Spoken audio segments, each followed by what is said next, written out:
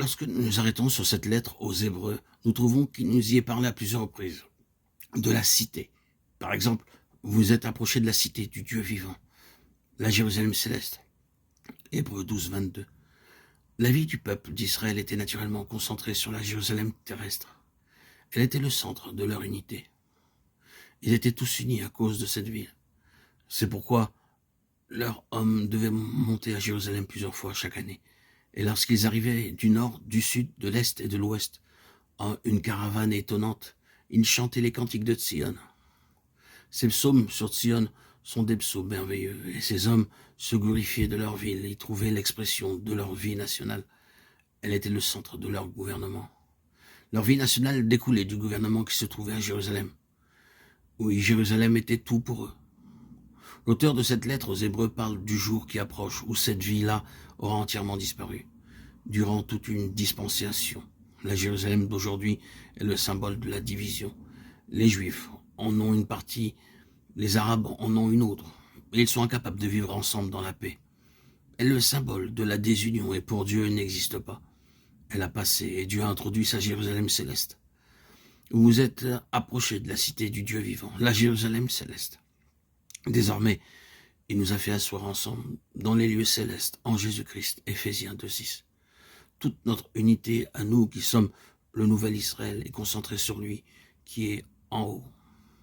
Il n'y aura de véritable expression d'unité parmi les enfants de Dieu que lorsqu'ils occuperont une position céleste.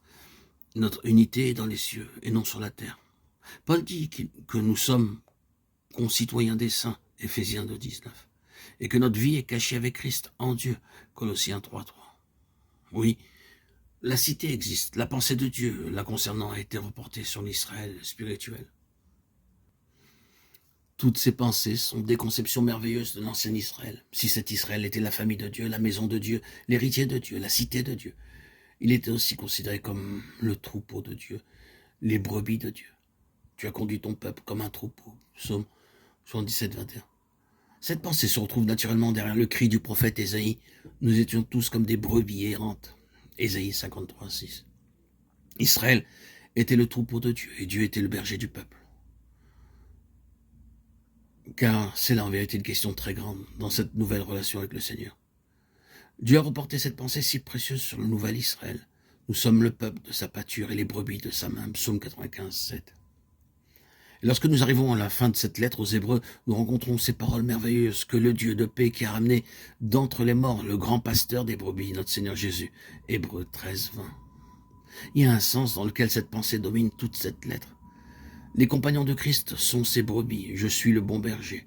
Je connais mes brebis me connaissent. Mes brebis entendent ma voix. Je les connais et elles me suivent. Je leur donne la vie éternelle. Jean 10, 14, 27 et 28. C'est une si grande et riche pensée pour les brebis.